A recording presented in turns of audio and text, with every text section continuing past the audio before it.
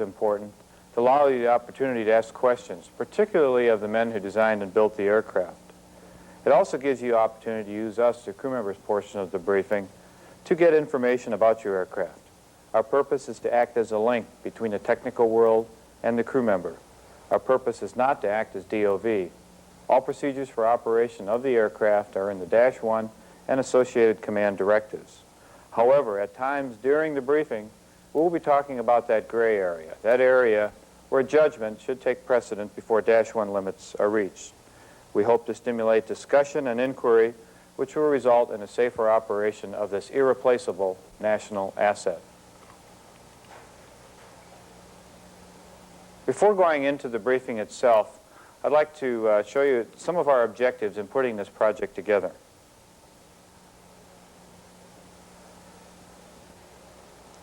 The second bullet there, areas of C-140-R1 operation that are of concern to the engineering community, provides the baseline for the first couple of briefings you will hear in this series.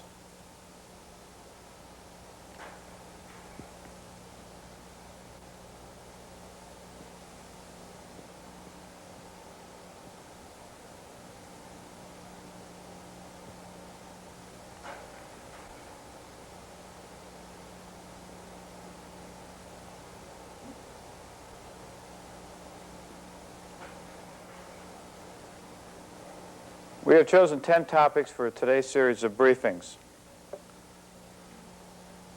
First, I'd like to introduce the entire briefing team to you. The first presenter on airframe design and criteria will be Mr. Taylor Whittle, engineer with Lockheed Corporations from the Structures Department.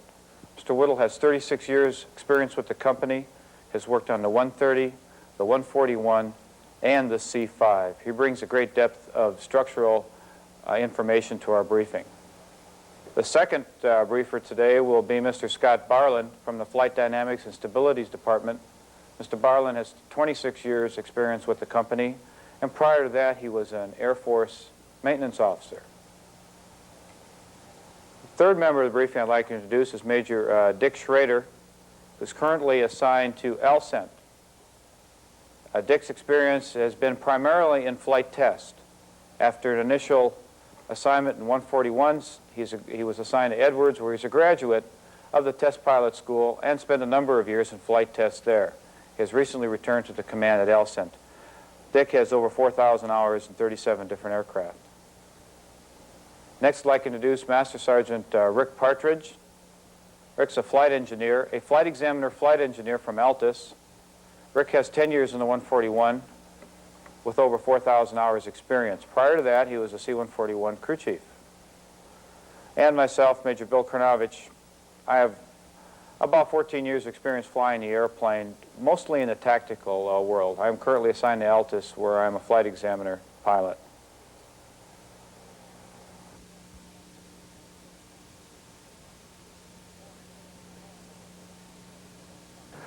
Good morning. My name is Taylor Whittle, and I'm going to talk to you a little bit about airframe design criteria and structural loads. But before I go into that, I'd like to mention one thing. When Major Krnovich introduced us, he said that I've been with Lockheed for 36 years, and Scott Barlin only 26 years. What he didn't tell you was that after 30 years, you lose all your hair, so that's something you might keep in mind as you approach my age.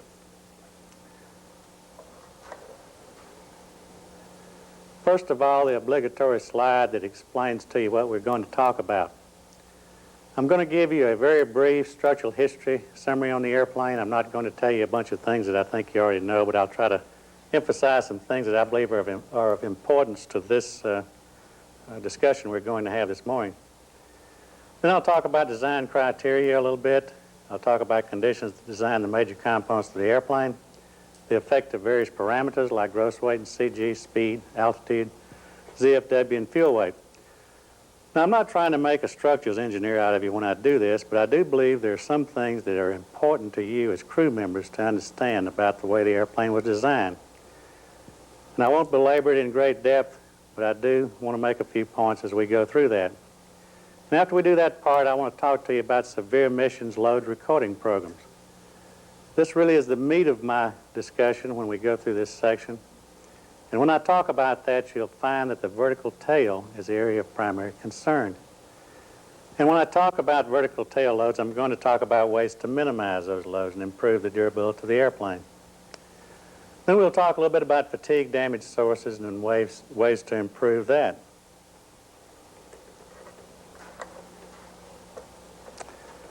The C-141 was the first airplane in the military inventory that was designed from the initial design phases. It was designed to both military and civil structural design criteria.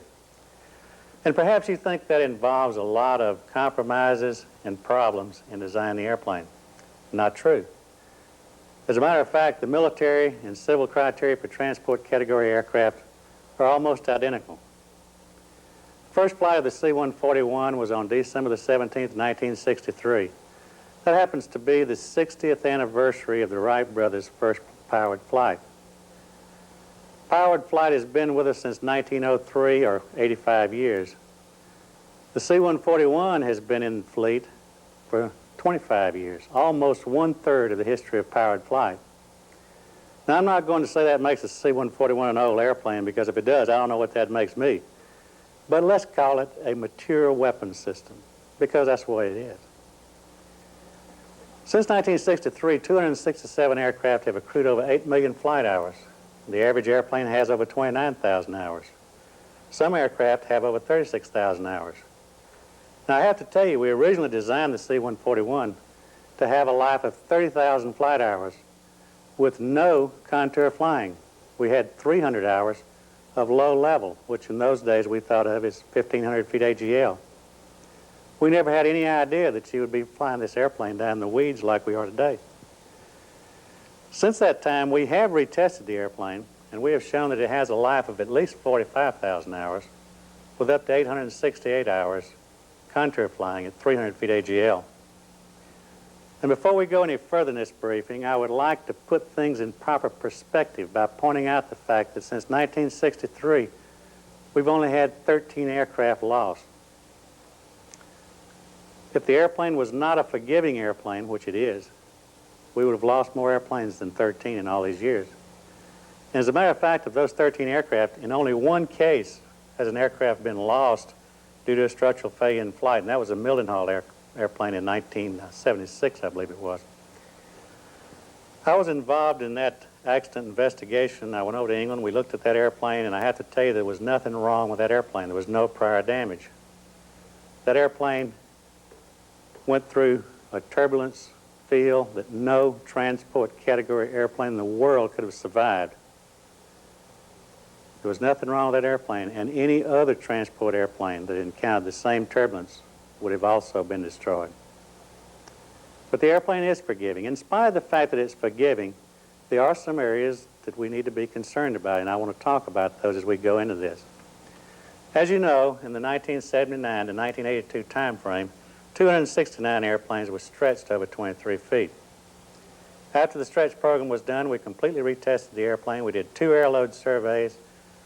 We did a new demonstration program. We didn't do a 100% structural demonstration program in the classic sense, but we did what we call a flight envelope validation program. That is, we took the airplane to the critical angles of attack, Mach numbers, CGs, and what have you, but we did not have the critical cargo loadings because we can correct for inertia effects analytically with no problem. We redid the flutter clearance program on the airplane. So we did retest the airplane after the stretch was done. As all of you are aware, I'm sure we do have a problem right now with center wing corrosion and cracking. There is a safety supplement out on that was issued by Warner Robins. That problem is being worked, and as long as that safety supplement and the limitations in it are followed, there's no problem with continuing to operate the airplane. Let's go into structural design criteria. And as I said when I first started, I'm not trying to make a structures engineer out of you here. In fact, I'm not even going to repeat a lot of the things about structural design criteria that I believe you already know. For instance, this first slide talking about maneuver in the pitch axis.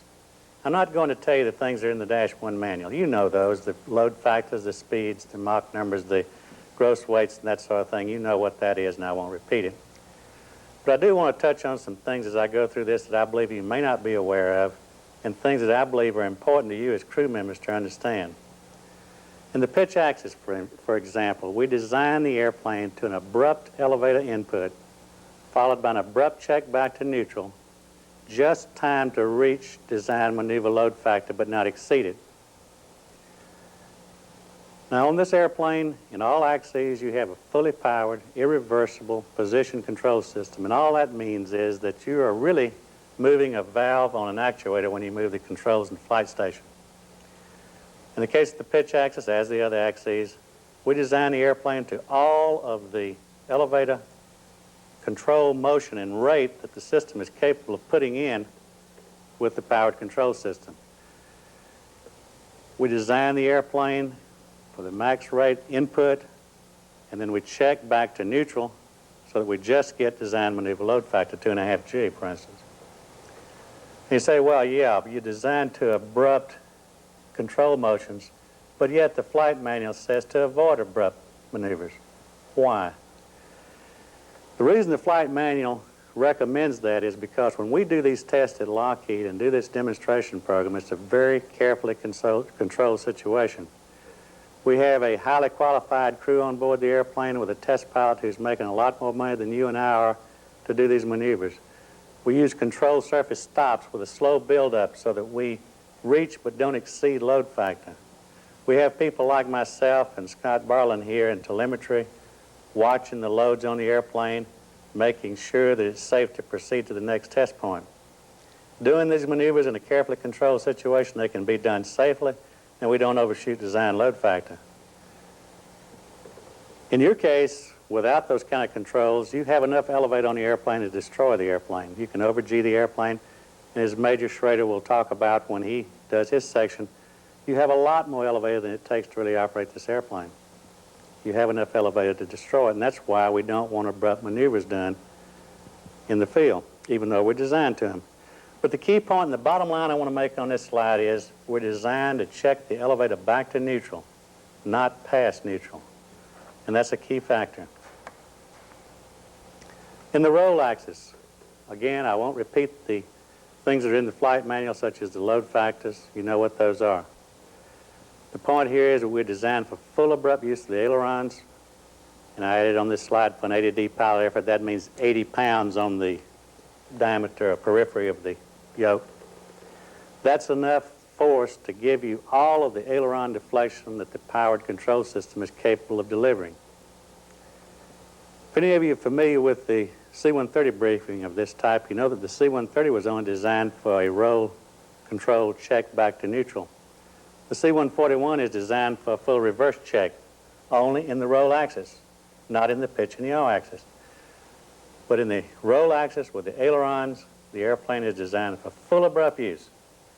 You won't damage the structure with the ailerons if you stay inside the other parameters such as bank angle, which shouldn't exceed 60 degrees, and roll angle not to exceed 120. And sometimes there's some confusion about this. That's 60 one way to 60 the other way, a total of 120 degrees. So in the roll axis, we're designed for full abrupt use of the control system, but not true in the other axes. In the yaw axis, for example, we're designed to do pilot-induced yawing maneuvers in 1G wings level flight, bank angle not to exceed 5 degrees. If by analysis we can't hold bank angle within 5 degrees, we don't have to consider that condition for design purposes.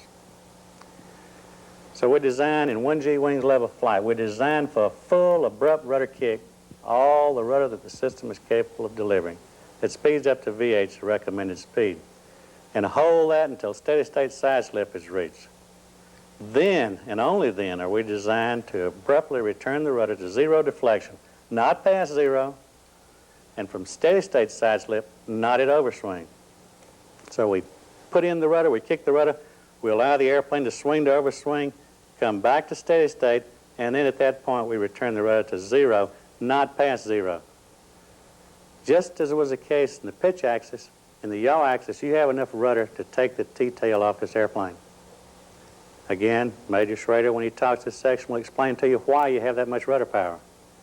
Going into the gust criteria, there's 2 points that I really want to make in this discussion. First of all, the airplane is designed for 1G level flight prior to gust encounter, or if you prefer turbulence penetration.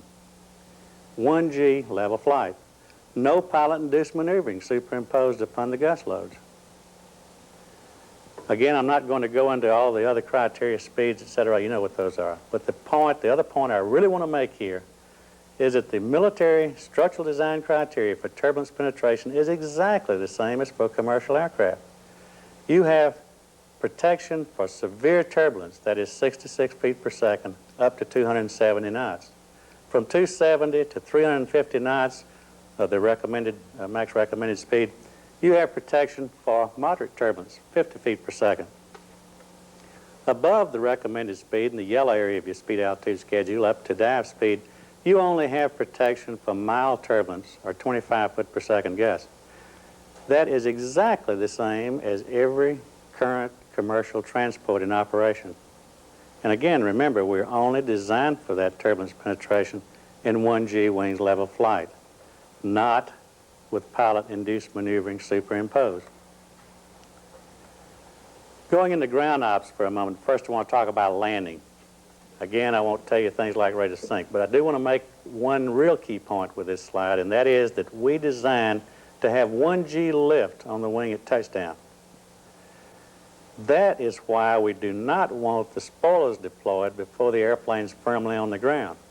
From my standpoint as a structures engineer, I want the airplane firmly on the ground, on the main landing gear, all the weight on the gear before the spoilers are deployed. Now, Scott Barlin will tell you in his section that he wants the nose gear on the ground as well to avoid tail bump. And that's why that's in your manual, for both a load standpoint, overloading the wing, and also from a tail bump standpoint. The airplane is designed to a lateral drift landing, which is just sufficient to yield 7/10 of a G side load factor of the airplane CG. And it may be of academic interest to you to know that the gear itself is designed for a 12 foot per second rate of sink at the design landing weight of 257.5. Now, the rest of the airplane does not have that reserve energy, but the gear does. Ground operations in taxi. The airplane is designed for unlimited ground ops up to 318,000 pounds. And you say, well, yeah, but now you're allowing the airplane to operate up to 344.9. That's true. And you know that there are limitations in the flight manual above 318,000 pounds, and we are very serious about those. They must be adhered to, or you will overload the airplane. At 318,000 pounds, we're designed to an arbitrary 2G taxi condition. That's a bump that yields 2 Gs at the airplane CG, and that's quite a bump. We're also designed to taxi over 1 minus cosine bumps, and that's a 1 minus cosine shape of bump that is sized to yield a half G at the gear. We're designed for steady turns to a half G side load factor. And this is a key point. We're designed in brake turns for symmetric braking only. Symmetric braking only in a turn. We're designed for unsymmetric braking only during straight taxi on smooth runways. Now, we are designed for a pivot at 318,000 pounds, which is a situation where you have no forward velocity on the airplane. You lock the brakes on one side and allow the airplane just to pivot about that main landing gear. Now, that's hard on tires, but we are designed for it up to 318,000 pounds. And we're very serious that you cannot do this maneuver above 318,000 pounds, or you will overload the main landing gear. There's no way to avoid it. The airplane is also designed to operate with 2 deflated tires, but with substantial reductions in the other design criteria. Now, changing gears for a moment, let's talk for just a minute about some of the things that design the major components of the airplane. And again, I'm not trying to make an engineer out of you here, but I think it's of interest to you to understand what does design some parts of the airplane. You can understand some of the other things I said a lot better by looking at this. And what I have here is what we call a limit design load envelope. This is bending moment on the vertical axis, up bending of the wing in the up direction, down bending of the wing in the down direction. The horizontal scale is wing twist or torsion. To the right is wing nose up torsion. To the left is wing nose down torsion. The conditions that design the wing, and here I'm talking about wing station 135, and the little picture in the upper left-hand corner shows a cut through the wing station that we're talking about. It's very near the wing root. The conditions that design this part of the wing are shown on this chart. the uppermost condition there at the top of the slide for max upbending load occurs in the clean configuration for pilot-induced maneuver. In the upper right-hand corner, you're in the spoiler's configuration, spoiler's deployed configuration for the maneuver condition. You'll notice the two areas there just inside the envelope, which are gust load conditions. Notice that the gust does not design the wing on this airplane, but it's very, very close. In fact, the gust loads almost are the same as the maneuver loads. And yet, remember what I said earlier. That's gust or turbulence penetration with no pilot-induced maneuvering superimposed. It doesn't take much imagination to realize that if you superimpose pilot-induced maneuver on top of those gust loads you see on this plot, it would be very easy to drive them outside that envelope and exceed the limit design loads on the airplane. The maximum download you see there is for that 2G taxi condition I told you about, the arbitrary 2G taxi. The other interesting thing about this particular plot is the landing loads, which fall on the left side of the curve there, at somewhere around 0 or very small negative wing bending moments. But again, remember what I said. We designed for landing with 1G wing lift on the airplane. That's why those landing loads lie where they do. If you dump spoilers before the airplane's firmly on the ground, you can add to the down bending load, and again, it doesn't take much imagination to realize that that area that indicates the landing loads there would go outside that envelope since it's very close to the edge of it now. So those are the points I want to make with this particular slide. Now you might ask, what happens if this is a limit design load envelope? What happens if I exceed limit design load? Does the wing fail? No, it doesn't. This is the same envelope shown in green. It's reduced here for illustrative purposes. And that limit design load envelope carries a 1.5 safety factor, the yellow area that I've shown there. We would expect failure to occur if you exceeded limit design load by 50% or out to the edge of that yellow area to the red. Now, aircraft as delivered to you, a new airplane, has this 50% safety factor. By test, we proved that all major components of the airplane have this safety factor. And you might ask, well, what about an airplane that's been in the fleet for a number of years? If all inspections are done properly, the airplane is maintained properly, you still have that 50% safety factor. And thus far, we've never lost a C-141 because we didn't have the 50% safety factor available to us. Unfortunately, I can't say the same thing about some of the other aircraft. Two instances come to mind on the C-130 where we lost an airplane because that 50% safety factor did not exist. One airplane was at Little Rock and another at Albuquerque that you may be aware of. Those aircraft had large cracks that had not been caught in inspections, and when the pilot subjected the airplane to a maneuver that was at the edge of the green in this envelope, or perhaps slightly into the yellow, failure occurred. Thus far, this hasn't happened on the C-141, and we want to keep it that way. Going on to the horizontal tail, and again, the little picture up in the right-hand corner shows the area of the tail we're looking at. It's a cut at horizontal stabilizer station 44, which is very near the root. Same type chart you looked at just a moment ago. Bending moment on the vertical axis, up bending to the top, down bending to the bottom, torsion on the horizontal axis, nose up torsion to the right, nose down to the left. I want to make just 2 points with this slide. Both the up bending and the down bending maximum load conditions occur for that abrupt maneuver I talked about. The condition at the bottom of the envelope is for the entry phase or the initial pull back on the stick as you go into this abrupt maneuver. That gives the maximum down load on the horizontal tail. The maximum upload at the top of the chart occurs during the check when you check back to neutral. Again, remember what I said. This is a check back to neutral. If you check past neutral, the point would be off this page that you're looking at here. Horizontal stabilizer also has the same 1.5 safety factor that the wing does if the structure is maintained properly and inspected properly.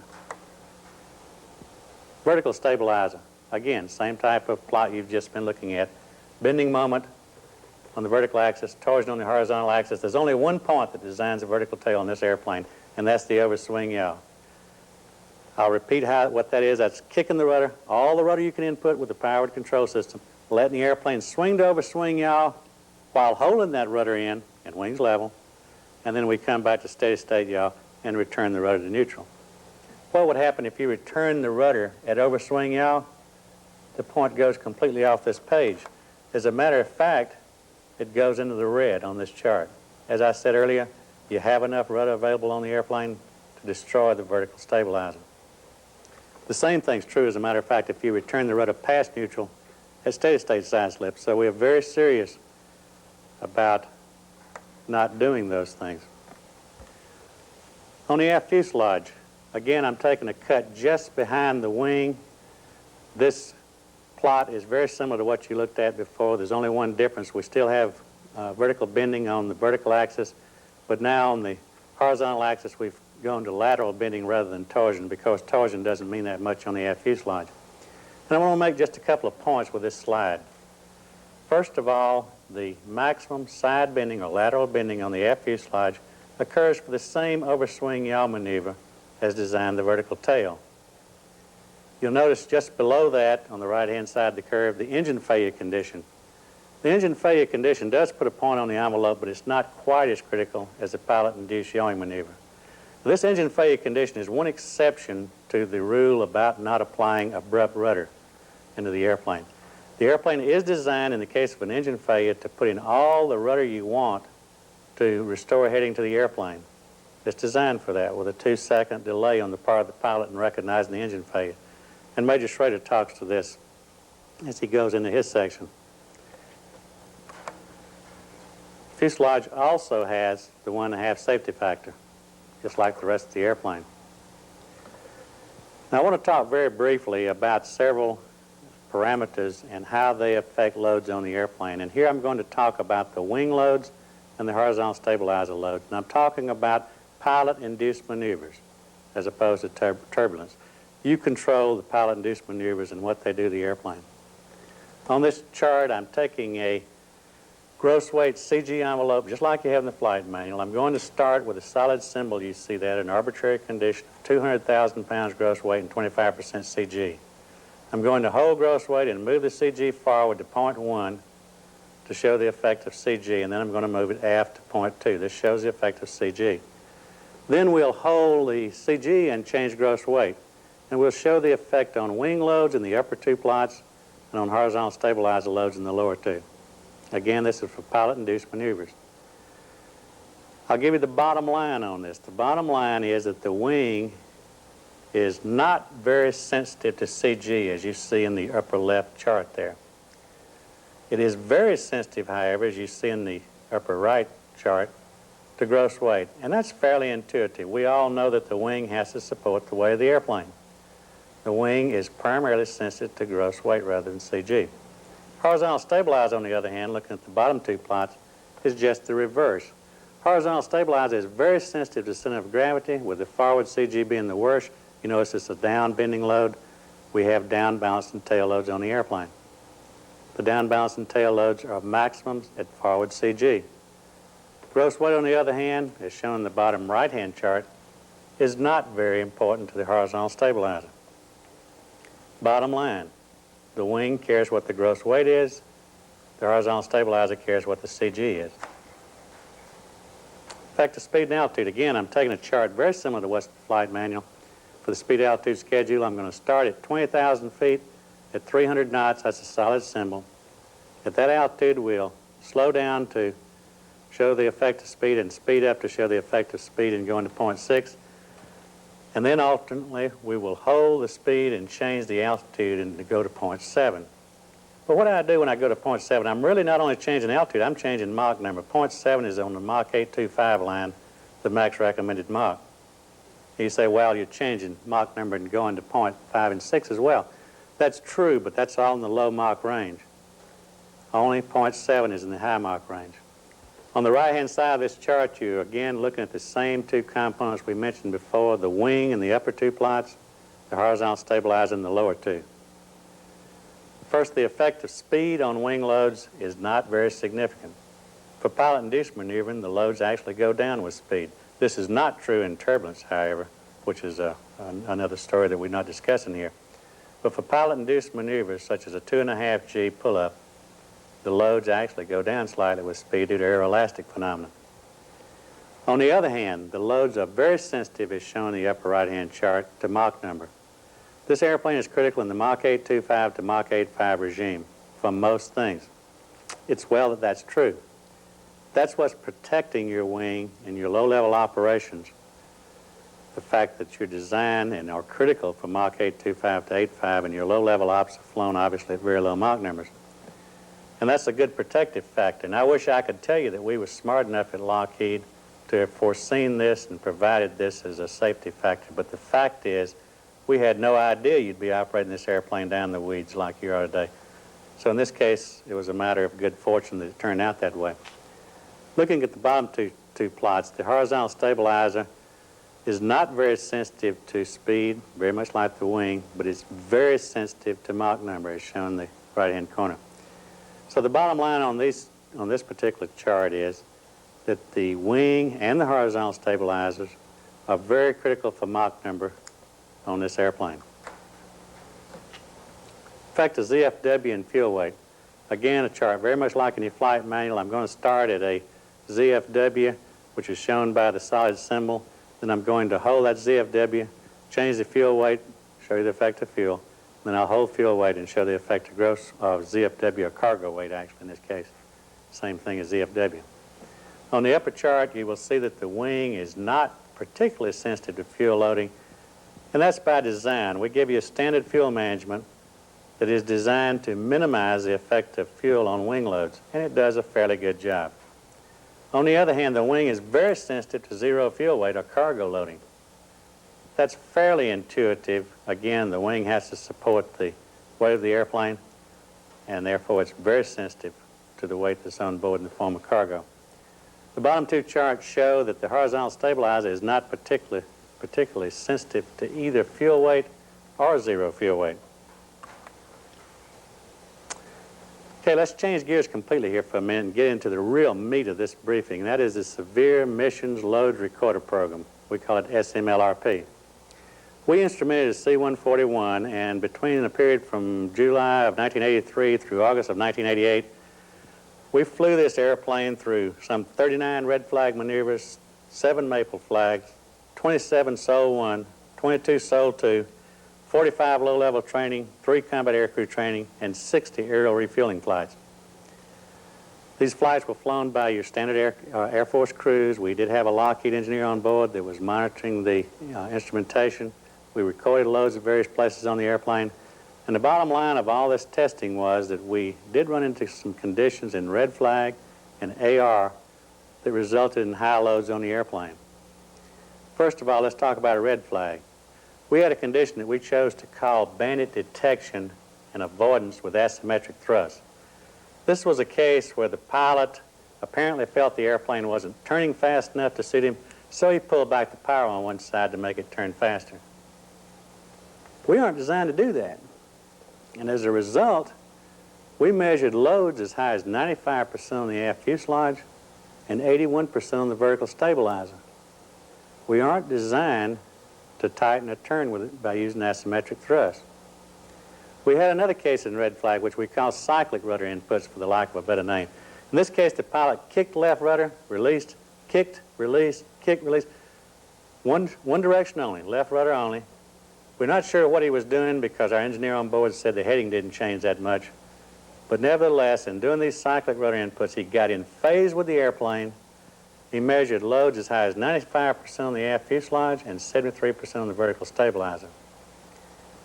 We had several cases where large lateral gusts were combined with rudder inputs. As I said, we're not designed for pilot-induced maneuvering on top of turbulence. We know it happens. It can't be avoided. We measured loads as high as 78% limit strength on the vertical stabilizer. In aerial refueling, we had a case where the pilot was walking the rudder. As you probably all know, aerial refueling is very pilot dependent. Some pilots have a tough time. Other pilots, it's a fairly benign maneuver. This particular pilot was having trouble staying in the refueling envelope. His left rudder, right rudder, walking the rudder, trying to stay in the envelope. Measured loads as high as 81% limit strength on the vertical stabilizer due to getting in phase with the airplane. And the bottom item on this slide is one that gives us a great deal of concern. Out of some 60 AR flights, we had one flight where the yaw damper was off. In this case, the pilot, as he approached the tanker, got a couple of yaw glitches. He thought it was due to the yaw damper. He reached up, turns the yaw damper off, continues to move up behind the tanker into the refueling envelope, connects with the tanker. He's having lots of trouble staying in the refueling envelope, a lot of big aileron inputs, a lot of rudder input. Things begin to get out of hand. He finally disconnects, and just as he disconnects, we measured loads of 97% on the vertical stabilizer and 95% on the aft fuselage. That's one data point. One data point gave us 97%. If you know anything at all about statistics, you realize that having one data point that yields 97% limit load makes you real nervous about what might happen had this been done more times. As a result of this, we feel that the yaw damper should always be operative for these kind of maneuvers. And if you don't have yaw damper, perhaps you should consider not doing the AR if that's an option that's available to you. What about the other components of the airplane? I just talked about vertical stabilizer and aft fuselage and what the loads were on those. On the wing, we had a number of cases in red flag particularly where we exceeded the design maneuver load factor of 2.5 G. During the SMLRP, we had one case that went to 2.82 G. However, the wing loads were only 54% of limit strength. Why? Low Mach number. Remember I said we were Mach critical. And also, you're using minimum cargo for training. Remember I said the wing's very critical for cargo, or ZFW.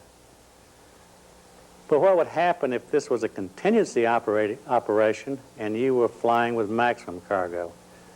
We extrapolated the data for that, and the loads would still have been within limit strength. So the low Mach number condition is really what's protecting you, in spite of the fact that we exceeded the design maneuver load factor. Horizontal tail, we saw a number of cases where that had fairly large abrupt elevator inputs, but we never measured more than 62% of limit strength. Why? The magnitude and abruptness of the inputs were fairly low. Doesn't make much sense to be doing a lot of pitch maneuvers if you're trying to do contour flying. Most of the maneuvers that you do obviously are going to be roll or turn type maneuvers. So the inputs were not that high. Also, the Mach number was low. Again, critical for Mach 825 to 85, and it's protecting us. We extrapolated the data again to the maximum weight conditions, and all of the loads would have been within the envelopes. So the wing and horizontal tail are being protected in these maneuvers. The aft fuselage, I've already told you we got 95% limit strength on the aft fuselage. Why? Because the vertical tail fed the load into it. The fuselage itself doesn't cause much load. The loads in the fuselage are actually fed in by the tail. So the real area of concern here is the vertical tail. Again, we measured as much as 97% limit strength on the vertical tail of the airplane. Why? Because we had excessive side slip angles and cyclic rudder deflections.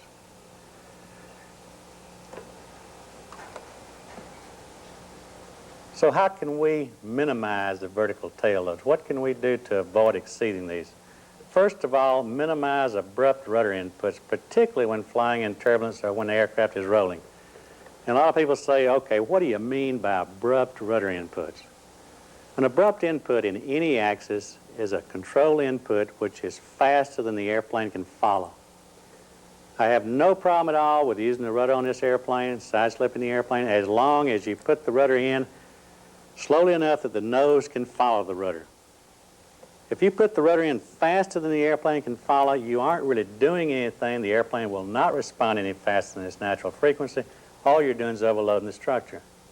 So learn to operate the airplane without exceeding the input rates, which will be faster than the airplane can follow. Also, avoid cyclic rudder inputs. A cyclic rudder input can be a problem even if done relatively smoothly if you get in phase with the airplane. Don't apply rudder deflection in a direction opposite to existing side slip conditions. That's tantamount to checking past neutral. And remember I said we weren't designed to check past neutral. Now again, an exception to this rule is an engine failure. If you have an abrupt engine failure, feel free to use all the rudder it takes.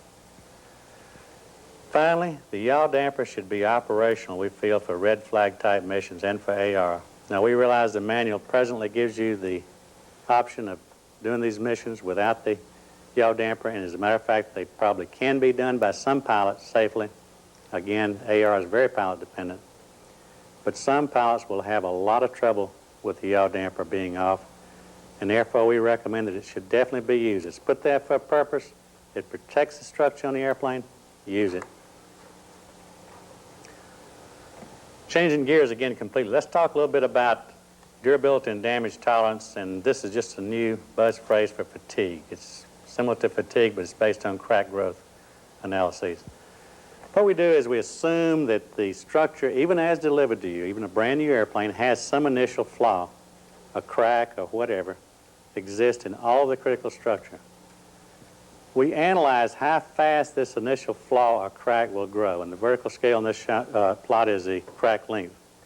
We analyze and determine how fast the crack grows as we do flight hours on the airplane, which is shown on the horizontal scale. At some point in time, we eventually reach a point where that crack has grown to what we call a critical crack length.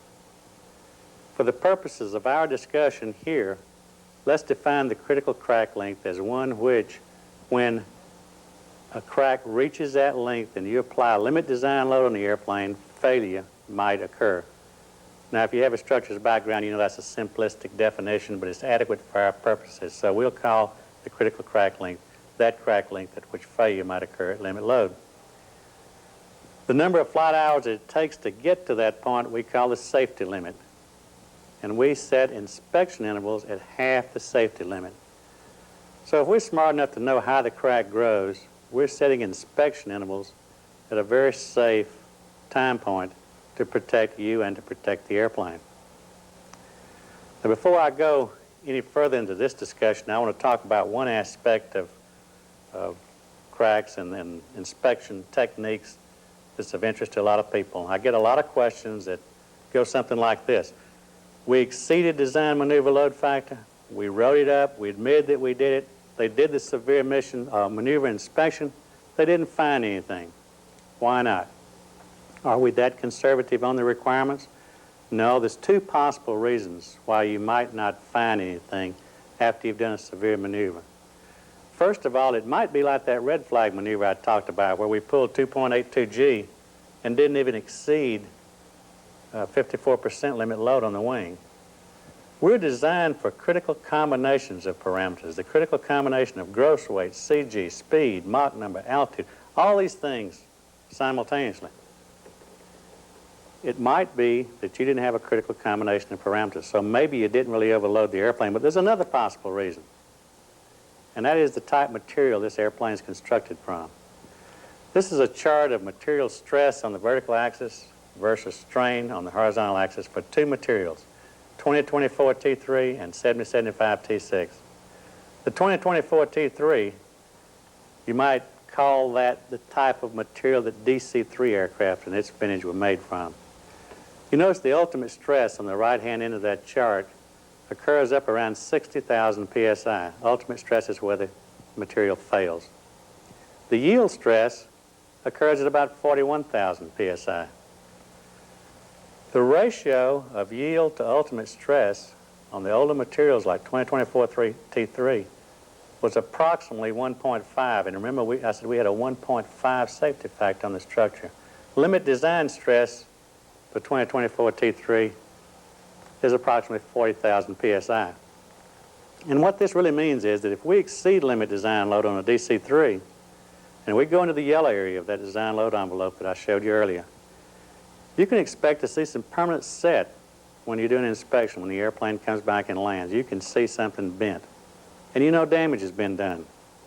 But what about the material like 7075 T6? And that's the type material that the C-141 is largely constructed from. Ultimate stress is up around 70,000 psi. Yield stress is over 60,000 psi, a ratio of about 1.15. We set limit design stress by dividing the ultimate stress, 70,000 psi, by 1.5. And therefore, the limit design stress is well below the yield stress. So what does all this mean? It means that on a C-141, you could exceed limit design load go out of the green on those early envelopes I showed you into the yellow, go almost to failure and not find any permanent set. It's very possible you can overload this airplane, inspect it, find nothing wrong. Does that mean you got away with it? No, not really. Unlike you and I, the structure has a perfect memory. It remembers every load that's ever applied to it from the time it's built at the factory until it's retired. It remembers every load that's applied. And damage is done by these overload conditions, and it's reflected in the life expectancy of the airplane and the fatigue damage. With this slide, I would like to try to convince you that we do know how to predict crack growth if everybody does their part in the analysis and tracking process. This chart shows the various components of the analysis and how they are used to ensure that we do an adequate job of predicting crack growth. First of all, starting on the upper line with the upper left-hand block, we use service experience and fatigue test results to correct our analyses, if necessary, to make sure that the crack growth that we're predicting is correct for the loads that are being applied to the airplane. We do stress analyses and stress surveys on the airplanes, both full-scale airplanes and in tests.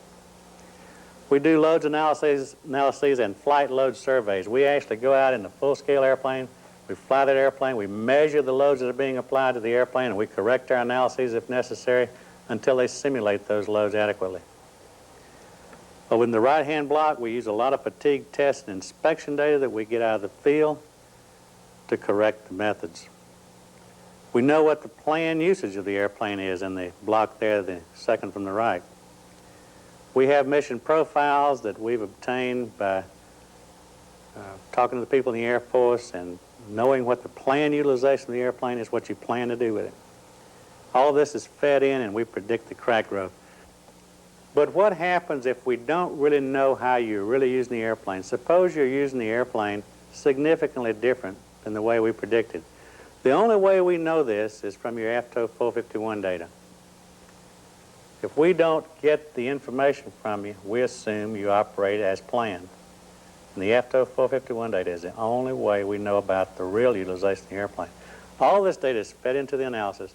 The crack growth curves are corrected, and if everybody does their job, we wind up with very safe inspection intervals. But what happens if you're using the airplane in a manner that's significantly different than predicted or planned, and we don't know about it? Suppose we don't get the AFTO 451 data. I'd like to show you several slides here which illustrate the hazard of that.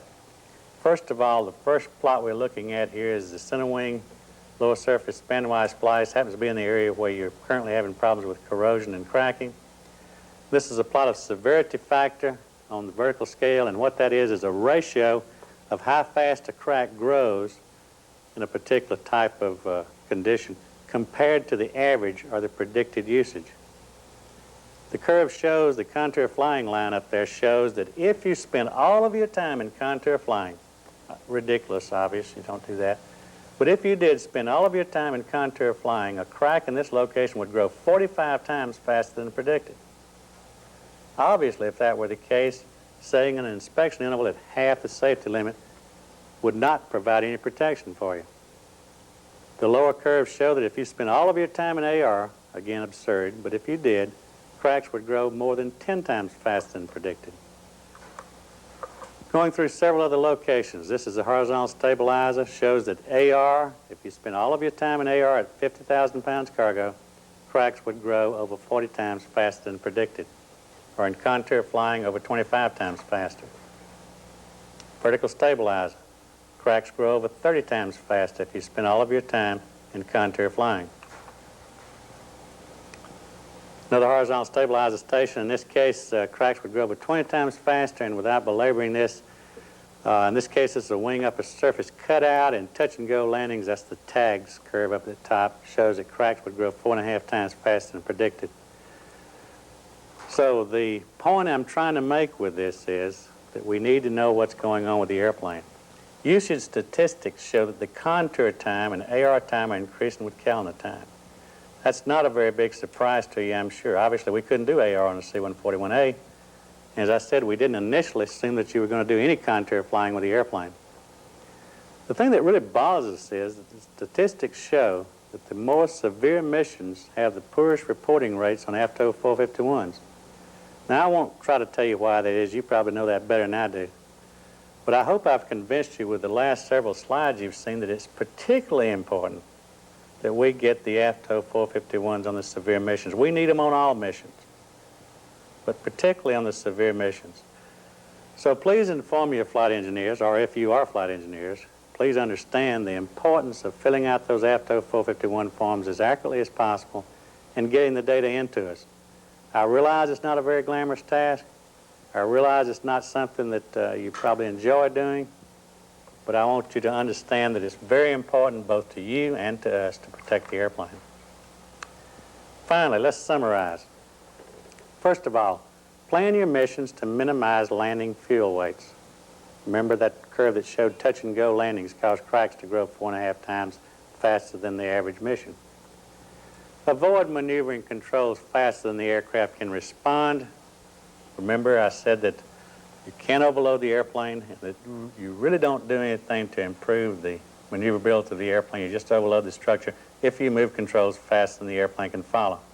Don't return the rudder pedal to neutral at overswing side slip, and don't ever return it past neutral. Cyclic rudder inputs can cause excessive damage even when done smoothly. The next one is in your flight manual. I know you avoid turbulence if possible. It's obvious, but the real key factor here is to avoid unnecessary maneuvering of the airplane if you're penetrating turbulence. Trim for 0 stick force prior to entry, and avoid maneuvering the airplane as you penetrate the turbulence. Allow the airplane to respond. You're not designed to maneuver in turbulence.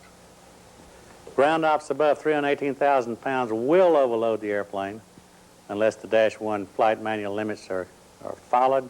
We're very serious about those. High tail loads may occur during contour flying or AR if the yaw damper is off. The yaw damper is put there for a purpose. Use it. I'd like to wrap up my portion of today's briefing with a short film that illustrates some of the points we've talked about. First of all, I want to show you how fast we work at Lockheed. Now, really, this is the scenes that show the testing that we do in the lab. This is a full-scale wing being subjected to loads applied by the jacks you see there, and we measure the stresses in the structure to be sure that our analysis is giving us proper answers. The next series of pictures you're going to see will be taken from our flight flutter test program, where the pilot is actually causing the airplane to respond in a manner that is in phase with the structural response frequencies. This first series of pictures here, the pilot's actually using the ailerons. You notice a slight motion of the ailerons, not very large, causing the wing to respond. Again, this is part of the flutter test program. Notice the nacelles and the T-tail. Notice the rudder's not moving. All of this motion is being input by the ailerons. In this series, there is some rudder motion in this one.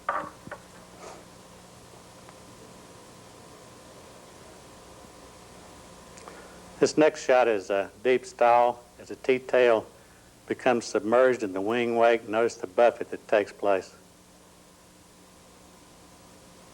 Heavy buffet as the T-tail becomes submerged in the wing wake. Some more pictures where the pilot is cycling the ailerons, causing the airplane to respond. Some of the motions get quite large. Of course, this is not something you want to be doing intentionally. Again, this is a control flight test program. The airplane is heavily instrumented, and we know that it's safe to continue these points. This is a series of pictures, not very spectacular perhaps, but it shows the wingtip vanes that are put on to introduce symmetric motions to the wing. Obviously, with the aileron, you can only do anti-symmetric input. So these vanes are there to do a symmetric input. You can notice also the wing bending moment here. You can see the wing bend. You can see the nose down twist of the tip. And as soon as the tip is out of our view there, you can see the vortex generators on top of the wing that were on the airplane but are no longer there for the B. This particular series of pictures is not very spectacular. The vanes are small, as you notice, and they don't input very much motion. It's difficult to pick up with your eye. There you can see the VGs on top of the wing. Those are no longer there, and Scott Barlin will talk about that in his briefing, why that is. On this one, you can really see the wing bending. Here again, the pilot is pulsing the ailerons. Notice that the aileron motion is not very great, but the motion of the structure is fairly spectacular. Look at the T-tail and then the sails particularly. Again, you don't really want to be doing this, but it does illustrate what happens when you get in phase with the airplane.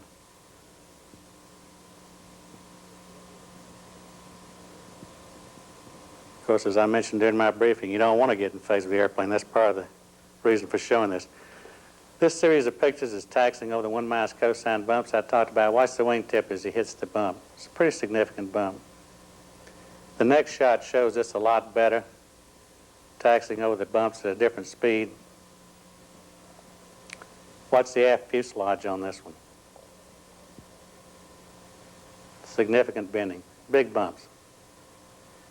And the last shot I'm going to show illustrates the pivoting condition that we talked about. And I've left this in for one particular reason. When Major Konovich talks about taxi in his briefing, he talks about how fast the wingtip moves when you turn the airplane. Now, this is a pivot with no forward velocity. And look at the wingtip. You can sense how fast that's moving. A scanner would have a tough time keeping up with that. And when Major Konovich talks about this in his briefing, this gives you some idea what he's getting at. Finally, if you don't remember anything else I've said in this discussion, remember one thing: use common sense. Remember that the C-141 is designed to essentially the same criteria as any commercial transport out there, a 747, a 1011, or what have you. And I'd like to also mention that the criteria used to design the C-141 is not something that Lockheed made up or invented. This is military structural design criteria from MIL-A 8860. The airplane is designed to the same criteria almost exactly as commercial transport. So please remember that. Again, if you don't remember anything else I've said, please remember that.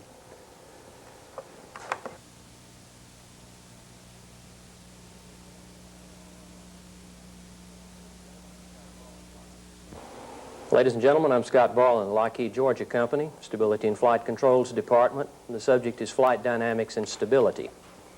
The subjects I'll cover will begin with a discussion of the configurational characteristics of the C-141, how it came to look as it does, both before and after the stretch program, and the characteristics that were changed as a result of the stretch from the C-141A to the C-141B. Then we'll take up stall margins and turning performance, a couple of things that are of considerable concern to you, particularly in the low altitude environment. Then we'll talk about those low and slow characteristics, low airspeeds and low altitudes, and a few things that are of concern to us in the use of the airplane in that area. Stall characteristics, then roll characteristics. Finally, after wrapping up air refueling handling qualities, we'll conclude with a discussion of some characteristics that are of further concern to us and some suggestions for continuing with a good airplane and extending the life of it. Let's begin with a side view of the C-141A as it was originally designed. As you're well aware by now, the primary design characteristic that we needed to provide the Air Force in the original C-141A was a long-range, high-altitude, heavy logistics transport. Not only must it be efficient as an airborne carrier of cargo, it must also be very efficient in terms of ground operation, recognizing that its primary mission is that of carrying cargo and personnel. One of those requirements is that it be capable of being loaded and unloaded with minimum additional ground facilities required. And for that reason, the truck bed loading height, which the airplane has utilized and is an extension of our very successful utilization of that characteristic in the C-130, we designed the airplane with very low ground clearance in order that it can be loaded from truck bed height, or that wheeled vehicles can be driven on and driven off, that ground personnel can walk on board without additional ground facilities being required. All of which leads to a characteristic of low ground clearance, an airplane that sits very level on the ground, and because of comparatively reduced ground clearance, one that is designed to land and take off in a very nearly flat attitude. Now, I've shown on the side view on the screen, the slide that you're looking at, I've shown a ground clearance angle of 11 degrees. That is the ground clearance angle measured with no load on the main landing gear. That is, that the struts are extended, the tires are undeflected, and the tires are just barely in contact with the pavement. In other words, the characteristics as you would see it with the airplane just beginning to touch down from an approach or just coming off the ground on takeoff. So from a practical standpoint, you did not have 11 degrees of ground clearance angle because as soon as some load was transferred from the wing to the main landing gear, the ground clearance angle reduced. Remember that I said the airplane is intended to land and take off in a very nearly flat attitude. Several things that we did to the airplane to make that possible also goes into our wing design. We put on the airplane a fairly thick wing, one that is very efficient structurally and also as a fuel tank, and also one that gives us very good high lift characteristics. We have a good high lift system in terms of the double slotted Fowler flaps. We also put a very moderate amount of sweep in the wing, 25 degrees as compared with 37.5 degrees of, let's say, the 707 KC-135 series of airplanes. And we also put quite a lot of wing incidence into the airplane. You could think of that as built-in angle of attack at a zero fuselage pitch angle. So having given those basic ground rules and the basic configuration of the C-141A and its successful utilization in the fleet, we found that the airplane most frequently was running out of cargo volume long before you ran out of cargo gross weight. Therefore, that led us to the C-141B configuration, in which we stretched the airplane by inserting a plug forward of the wing, another plug aft of the wing, as shown here, which reduced the ground clearance angle. And again, remember, this is a reference number, not one that you can achieve in real life. The ground clearance angle was reduced from 11 degrees down to 8.5 degrees by virtue of the increased fuselage length aft of the rotation point of the main landing gear. And of course, as you know, we also added the capability for in-flight air refueling by adding the URC receptacle just behind the flight deck on the upper surface of the fuselage. As regards the comparative length of the plugs, we occasionally get a question from the field asking if our prototype, tail number 186, perhaps got the plugs in backwards, because everyone looks at it and says it looks different from the other airplanes in the fleet and even flies a little different. The plugs did not go in backwards. Let me assure you that we did not make that mistake. Let me point out that in the original design of the prototype C-141B stretched airplane, it was intended that a very large fuselage wing fillet was intended to be retrofitted to the C-141B. That larger, longer fillet was intended to give a lower drag configuration, hopefully improved cruise performance, as well as bringing the center of pressure of the wing loads further inboard and reducing the fatigue damage to the wing due to flight hours in turbulence.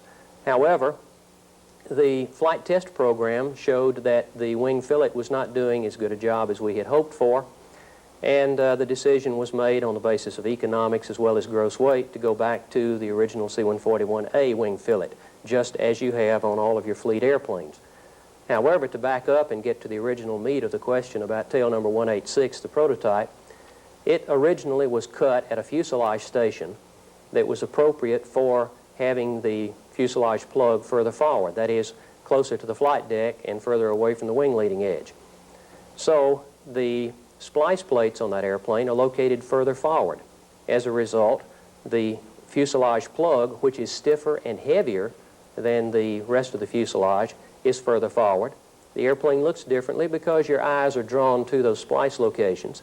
It flies a little bit differently because it has a more nose-down, empty airplane center of gravity by virtue of the heavy fuselage plug being further forward, and as a result requires about 1.5 degrees more nose-up horizontal stabilizer pitch. So that hopefully will put that potential to rest. And while we're looking at the side view of the airplane, let me point out one other characteristic. and that is on both the C-141A and the stretched C-141B, the wingtip trailing edge, that is the trailing edge of the aileron, is behind the rotation point of the main landing gear. Two things that does that would be of concern to the flight crew. Number one, as you increase the pitch attitude of the airplane on or near the ground, you reduce the ground clearance between the wingtip trailing edge and the ground itself.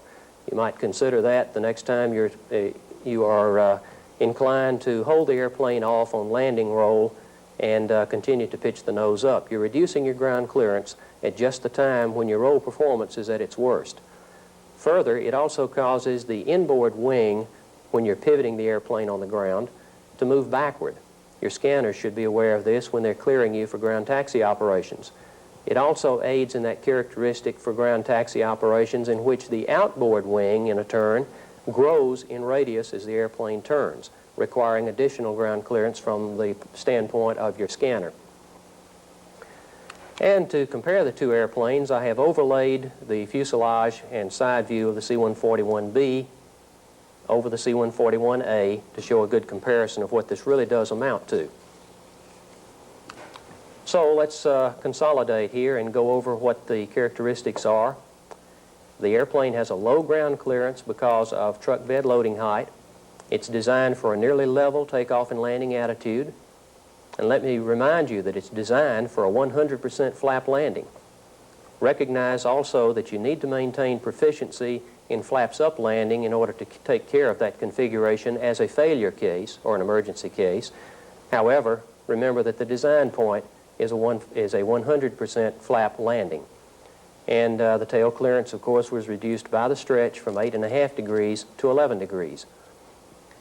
Pitch attitude over rotation could come about from attempting to establish the climb attitude too quickly in the takeoff roll, excessively flared landings, perhaps from the mistaken idea that aerodynamic braking would be of benefit to you in reducing your landing field length. And let me assure you that that is not the case. Aerodynamic braking is essentially nil on this airplane because it is so clean. The most effective way to minimize your ground roll is to touch the airplane down, get the nose wheel on the ground spoilers out, maximum anti-skid braking, and, if appropriate, thrust reversers. Also, pitch attitude over rotation could come about because of reduced flap deflections below 100% for landings. In airspeed control, attempting to become airborne below charted V rotation speed or letting the airspeed go below approach or threshold speeds too early in the landing phase can cause airspeed control deterioration and a greater probability of landing hard and or getting the tail scraped. And finally, on spoiler deployment at touchdown while nose high, remember that the caution is in the flight manual to stay off the spoilers until the airplane is firmly on the ground and the nose wheel is on the ground. And we want you to know that we're really serious about that. If the spoilers are deployed while the nose wheel is still off the ground, excessive amounts of lift will be dumped onto the main landing gear, causing the main landing gear struts to compress and the tires to deflect at just the time when the nose is up and your tail clearance is already reduced. Further, your nose-up pitching moment that you already know about for in-flight deployment of the spoilers also occurs on the ground. So these are two characteristics that would increase the probability of a tail strike. You also heard earlier from Mr. Whittle that we're designed for 1G lift on the wing at touchdown and through the derotation to nose wheel on the ground. If you deploy the spoilers prior to that time, you will increase the wing loads beyond those which they are designed for in the landing mode. Let's talk about stall margins. I realize this is quite basic. Everybody's been through this. This was a basic part of your pilot training.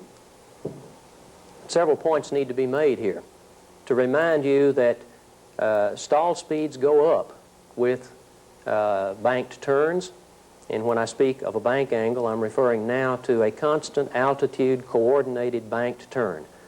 We know that G's go up if you're accelerating that turn by starting a climb, and that G's go down if you're in a descending turn at a given bank angle.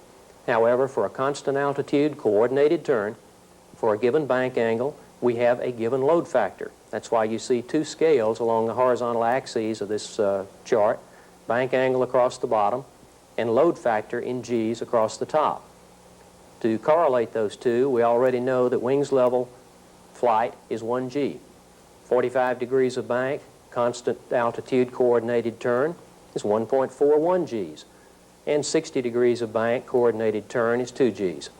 Having given you those ground rules and reminding you of those things, let's notice that in the flaps up case, if you begin with a stall speed of about 125 knots for this 240,000 pound gross weight C-141, in the wings level case, the first 30 degrees of bank angle come almost for free. Very little penalty in stall speed on the order of 5 or 6 knots. However, as you move from 30 degrees of bank to 45 degrees of bank, that additional 15 degrees of bank cost you more than the first 30 degrees did, putting us up somewhere over 142 knots. And big point here, notice that stall speed does not vary linearly with bank angle. Increasing, the term is exponential, because as you go from 45 degrees of bank to 60 degrees of bank, our stall speed has moved from roughly 143 knots to about 176 knots. Our G's have gone up to 2 from 1.41. And remember this the next time you're inclined to steepen that turn for no real good reason. Let's also notice that as we increase flap deflection, stall speed continues to decrease all the way to flaps 75%, flaps approach, and even further reduction as we go to flaps 100% or landing flaps. I bring this point out in particular to emphasize that the wing lift, high lift system is designed to continue to reduce stall speed by increasing lift coefficient, not only for just approach flaps, but all the way to 100% flaps. Remember that the additional 25% flap going from approach to full landing does indeed reduce your stall speed further. It does not just add drag. Now, let's turn this discussion toward turning performance. And that is turn radius available to you for any given airspeed and any limit bank angle that we want to talk to. You'll notice that this graph of turning performance, turn radius in thousands of feet on the vertical axis of the plot, and bank angle across the horizontal axis of the plot, it makes no mention of gross weight. The reason for that is that gross weight does not enter the turn performance equation. Turning performance varies only with airspeed and bank angle. And what does this mean to you if you're down in the weeds trying to evade or mask or use terrain masking? It means that the faster you're driving the airplane, the steeper the bank angle required for a given turn radius. So let's look at the low speed end of the flight regime first, in the range of 200 to 250 knots. You'll notice in those first two curves that by the time we get out to 45 degrees of bank, you have gotten essentially all of the turning performance available to you by 45 degrees of bank. And let's illustrate further. At 250 knots, 45 degrees of bank, you have a lower turning radius, that is a tighter turn, available to you than you would have for 60 degrees of bank and 350 knots. The point to be made here is the enemy of a tight turning performance is high speed. You must also remember the limitations on your airplane as far as bank angle and G's are concerned. Going to those subjects of low and slow, let's begin with engine failures following steep climb out after takeoff. And here I'm particularly addressing the cat's takeoff, in which you should be climbing the airplane at VMCO, or maximum climb angle. That is the speed which will give you the maximum altitude gained for the minimum distance covered over the ground. And that's the speed you should be flying at, certainly not below that speed, primarily because VMCO gives you a margin not only of performance, but also a margin of control, and allows you to tolerate the loss of the critical outboard engine without losing control of the airplane. However, you should remember that loss of an engine takes away not only 25% of your total thrust available on the airplane, it also has destroyed some 75 or 80%, very likely, of the excess thrust. That is, the thrust that your airplane was using to turn into a steep climb. Therefore, in the event of engine failure on a steep climb out after takeoff, you should be prepared to pitch the airplane nose down to level flight to retain that stall margin and to retain that control margin. Otherwise, the airplane could very well decelerate through VMCO to minimum control speed, VMCA, and you could potentially lose control of the airplane as well as stall it. And I should also remind you that a steep climb out after takeoff is also the place most likely that you would run into a wind shear and downburst hazard just as much as you might run into it on a short final approach for landing.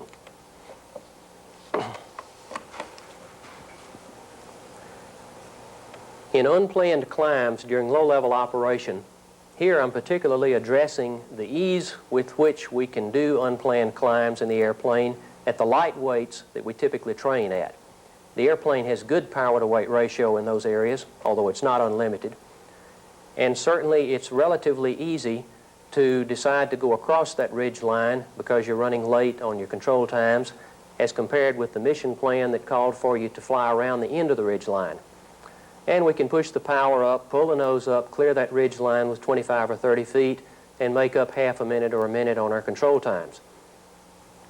Let's remember that the light training weight for training is much lower than you would be flying in the real-world case of a contingency. That 5,000 or 8,000 pounds of cargo could very well be well above 50,000 pounds.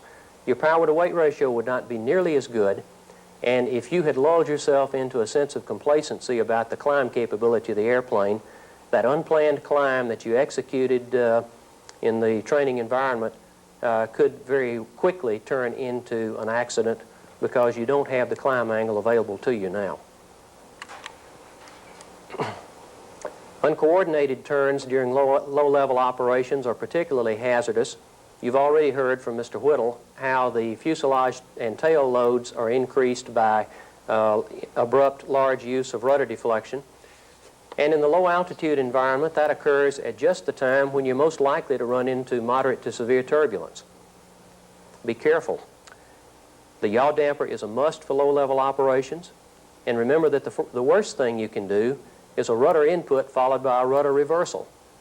To quantify what the yaw damper can do for you in terms of keeping vertical tail loads down, our chief engineering test pilot during the C-141 original test program was given a test point to fly. And remember from the earlier discussion that our flight test program consists of a very careful, controlled series of build-up points getting to the flight test point for a demonstration purpose. And we had worked our way up to a flight test point that would generate 80% of design limit loads on the vertical tail with yaw damper operable at about 17,000 feet, 275 knots, and a set of control surface input stops that would guarantee that the rudder only was depressed so far and not further.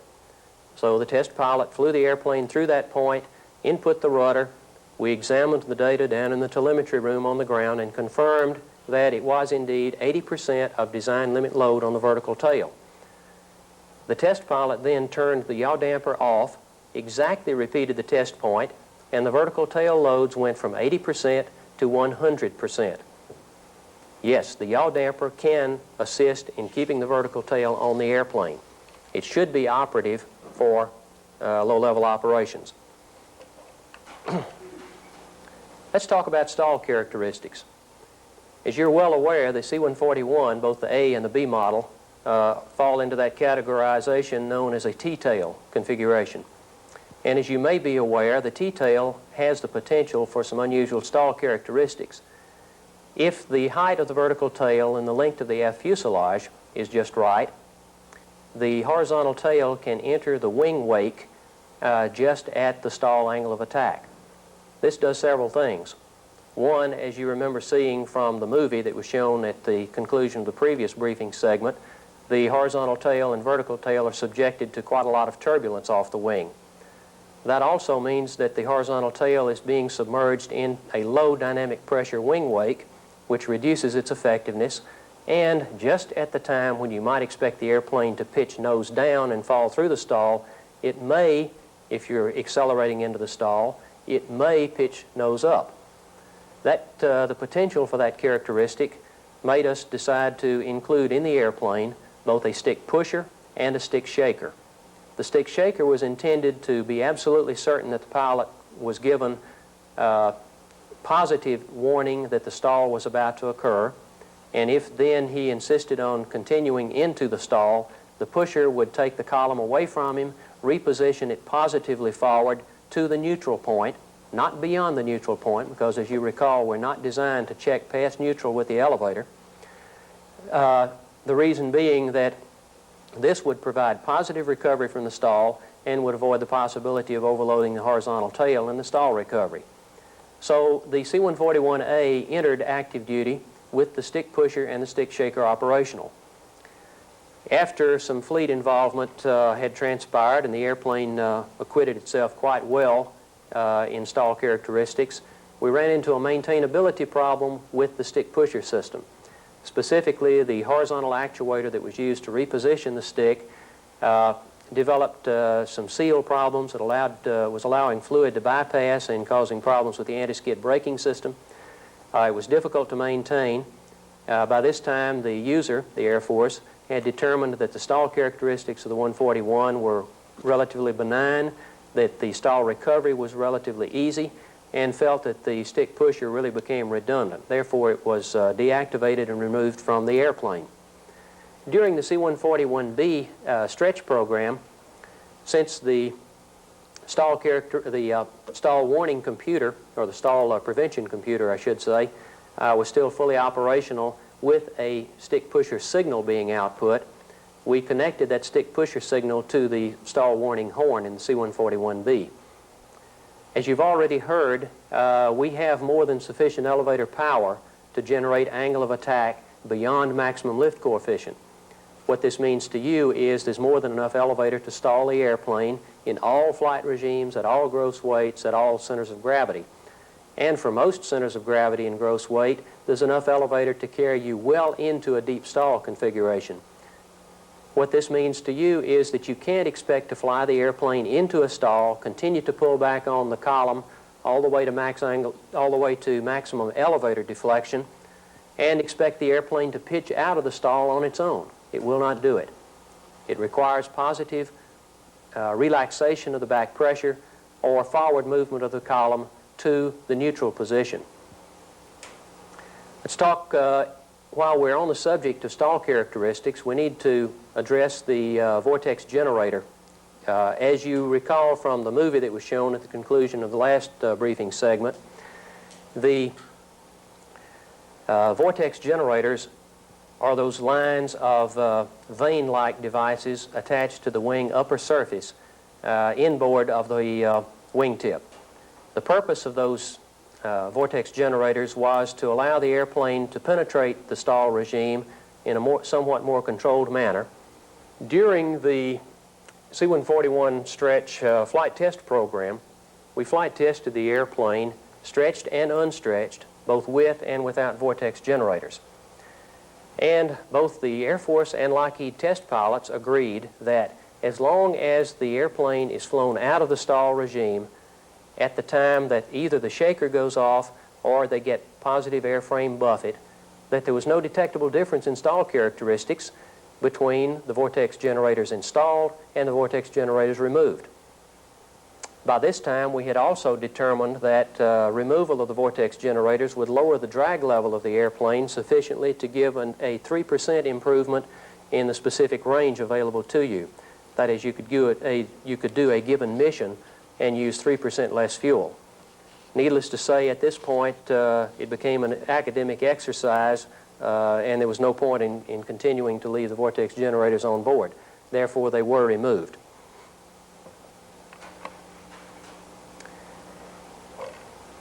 You'll remember in the Dash 1, you're given the caution to stay off the rudder pedals as you get into a very slow point arriving near or in the stall regime. The reason for that is that the rudder is quite effective in roll control throughout the flight envelope. And in fact, it's so effective on the C-141 that you can trigger an unsymmetric airflow separation at the wing leading edge between the inboard and outboard pylons. And when I say unsymmetric, I mean one wing compared to the other wing. This can occur if the pilot gets on the rudder and causes a yaw excursion as the airplane is approaching stall. If this occurs, the wing roll-off can be quite strong and can lead to a strong departure. That's the reason for the caution in the Dash 1 about staying off the rudder, and certainly we want you to be assured that we are quite serious about that. The rudder is quite effective, as I said, throughout the flight envelope of the airplane, and it might be of some value to you in higher speed if there was ever a reason to augment the roll control available to you from the ailerons, and we'll get into that a little later in my part of the discussion. Your stall characteristics on the airplane, as determined from the stall prevention computer, are a strong function of the angle of attack vane signal, which is put into the stall warning computer from those electromechanical vanes mounted on the side of the fuselage. What we'd like to go over relative to those AOA vanes is the fact that in their location and in their design configuration, they're extremely sensitive to reverse airflow. They're not designed for that, obviously. And therefore, there's the note in the flight manual giving you a speed below which you should not be in maximum reverse on landing rollout. The reason for it is not only exhaust gas reingestion into the engines and the damage that that can cause, it's also there to avoid the reverse flow of highly turbulent, very hot air across the AOA vanes. And what happens there is if those vanes are submerged in that flow, they're buffeted very strongly and can flop from the upper stop to the lower stop in a rather violent manner. The stops can get bent, the actuator shaft can get bent, and in all likelihood, the angle of attack vane calibration will suffer. The same thing will happen if the airplane is backed up using the thrust reversers. Let's say if in the event that ground tugs are not available to you. We would ask you to minimize that, although it's allowed by the Dash 1. If you have ground support equipment available to you, we would ask that you get the tow motor over, hook up the tow bar, and move the airplane with it. If, of course, no ground support equipment is available and you have to back it with AOA vanes, then just,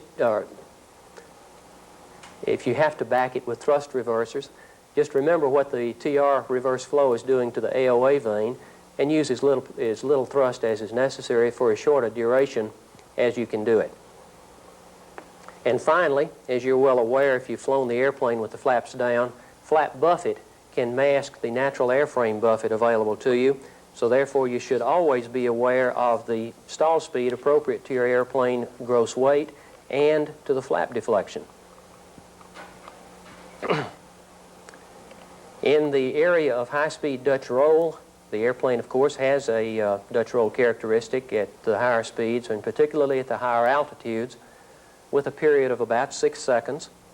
It does not seem to cause any substantial problems, doesn't interfere with the mission effectiveness of the airplane, and, of course, you should be aware that the C-141B is better in the Dutch roll characteristics than was the C-141A because of the longer tail arm and the better tail damping available to you. Early in the C-141A flight program, we found a rudder actuator problem which occurred when the airplane had been at high altitude for a long enough period of time that the actuator became cold-soaked. We found that there was a design problem of a metallurgical nature that led to some unwanted control inputs and some lack of response to pilot inputs at other times.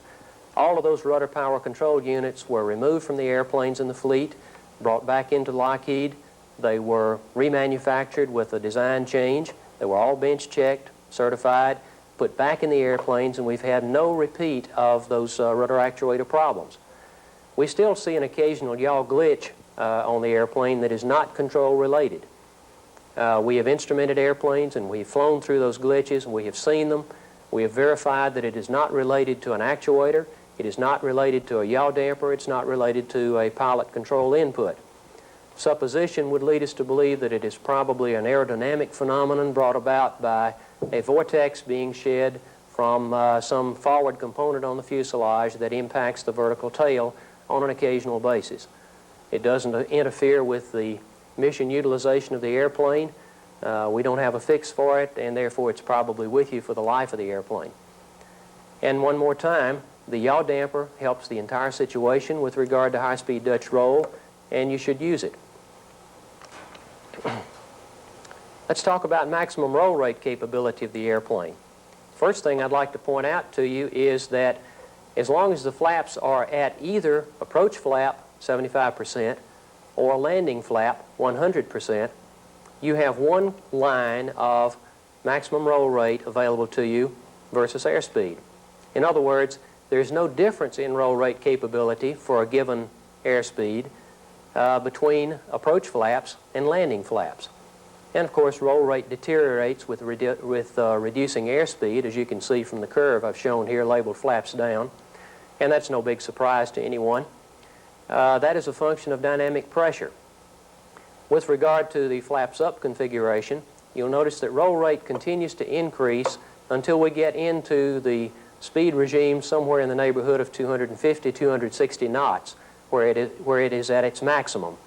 And that across the speed range from about 225 to about 270 knots, the roll rate is essentially constant and at a good rate.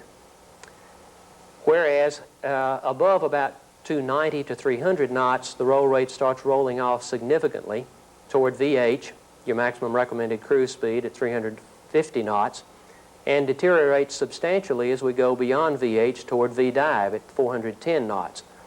And you'll notice if you were to continue the airplane past VDive, well outside its flight envelope, in the neighborhood of 422, 423 knots, you would encounter the phenomenon called aileron reversal that causes your roll rate capability to go to zero. Now, to illustrate that point, I'll show you in just a moment a flight test time history taken from the C-141A flight test program.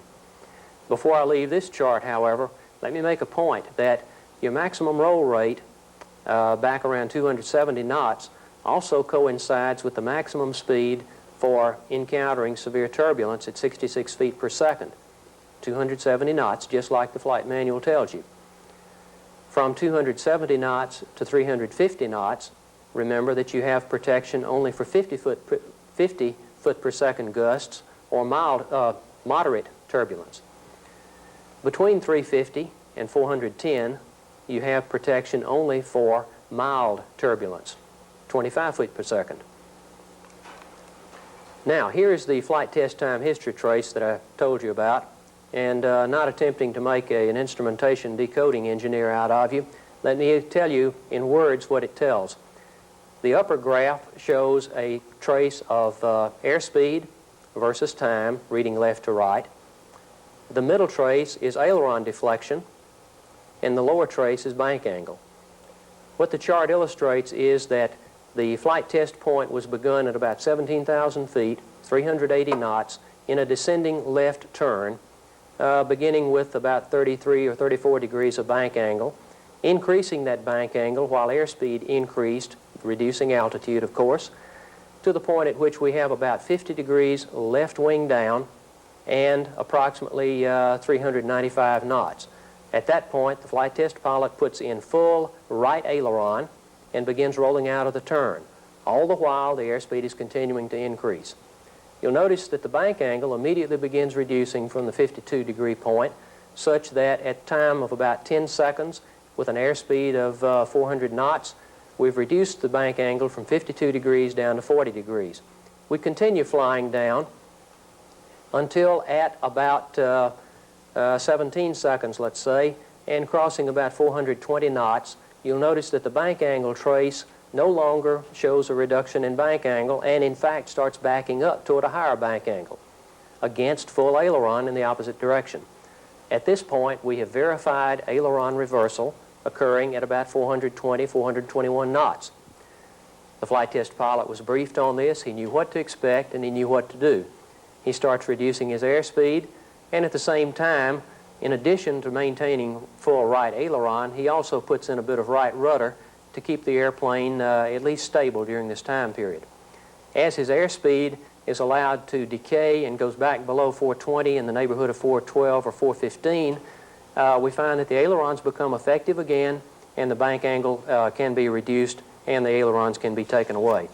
And this is just an illustrative point to show you what the ailerons can do if the airplane were allowed to fly outside its flight envelope. But remember, flight envelope goes all the way up to V-dive. And V-dive is the never exceed speed. It's there to protect you against an upset at your maximum level flight speed. Let's talk about air refueling mode and the handling qualities of the airplane as an AR receiver. As you're well aware already, the C-141A was never designed to be an air refueling receiver. So therefore, the air refueling criteria was never part of our design study. Had it been that case, we would have had to design into the airplane a more powerful roll control system in order to satisfy the military specifications for an air refueling receiver. Since it was a modified consideration, and since the airplane could be certified as mission capable as an AR receiver without roll control system improvements, which would have been extremely expensive and difficult to do, the decision was to leave the configuration as it is, and therefore we don't have quite the roll capability we would like. We recognize that the wake turbulence that you fly in behind the tanker is a high workload area. If you've flown behind both the KC-135 and the KC-10, you're already aware probably that the KC-135 is a substantially higher workload environment. It's a more turbulent ride, and it's more difficult for the pilot to do. The reason for this is that the wingtip vortices coming off the KC-135 impinge on the C-141 wing because your wingspans are more nearly equal. And since the tip vortex represents the highest energy part of the tanker downwash field, that gives you the highest turbulence and the most turbulent ride behind the tanker. Whereas the KC-10 wing tips are outside the wing tips of the 141, and the turbulence does not impinge on the wing. And of course, we know that the yaw damper both reduces the workload for the pilot and reduces the air loads on the airplane. And we feel like the yaw damper ought to be on and operational for all air refuelings. The air refueling speed envelope of 260 knots to 290 knots is the best match available to you to match the 141 with the capabilities of the 135 and the KC-10. At 260 knots, you're at about the bottom of the airspeed envelope for good control response. Anything slower than that, particularly if you're heavy and or high, the response to control inputs becomes a bit too soggy. At the upper end of the speed regime, at 290 knots, that represents the upper end of a reasonable power envelope, above which engine response is somewhat less than inspiring. The 8-degree recommended pitch attitude limit prior to full distribution of the fuel is there to minimize the speed with which the CG of the airplane moves aft as the initial parts of the fuel comes on board. This comes about as fuel is flowed from the inboards to the outboards. With a steeper pitch attitude than 8 degrees, it flows to the outboard corners at the trailing edge of the wingtips such that the CG can move fairly rapidly and makes the airplane much harder to handle. So we ask that the pitch attitude limit of 8 degrees be retained until such time as the outboard fuel tanks are full. And finally, as regards air refueling, we had both the Lockheed and Air Force test pilots rate the airplane as an AR receiver during the flight test program. They agreed that the airplane was better as a receiver than the EC or KC-135s. It was about the same as a B-52, provided the B-52 had air refueling stability augmentation installed and operational, and was slightly worse than the C-5 because the C-5, being a later design, has somewhat lighter control forces than the C-141. The weight and inertia effects are something that, quite frankly, we're just stuck with on the 141. It's a big airplane. It has relatively limited load factors compared to some tactical airplanes similar to fighters. It has, compared to those same fighters, reduced power-to-weight ratio, or at least limited power-to-weight ratio. The greater mass and inertia that goes with a big airplane means that the airplane has a slower response characteristic. The response frequency is lower. The time constants are longer. And there's nothing you can do about it as a pilot. Let's look at it as an 18-wheeler rather than a sports car. We're in the hauling business, gentlemen. You can't get around it. So remember the rule of not moving the controls any faster than the airplane can respond. Recognizing these mass and inertia effects, if you attempt to input controls any faster than that, all you'll do is overload the structure.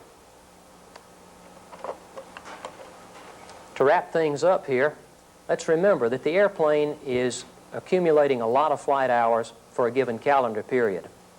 And that's really what was intended. It's being used almost like scheduled airline operations. If it's in the training environment, we're accumulating a lot of touch and goes and full stops per flight hour, all of which says, as we were cautioned early in the preparation of this briefing, it's an irreplaceable national asset. There won't be any more C-141s.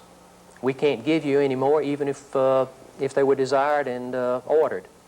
We would have to start again from ground zero and rebuild substantial amounts of tooling. So the bottom line here is do the best you can to take care of the airplane. Extract only the performance from it that's necessary to do your mission. If you have a malfunction, go to considerable pains to document it. Be prepared to come back and give your maintenance people a really good debriefing so that they have the best possible chance of fixing the airplane before you need it next or before the next crew needs it. Our only point in being here is to assist you in lengthening the useful life of the airplane, to maintain its excellent safety record, and to continue to keep you, the flight crew, safe. Thank you.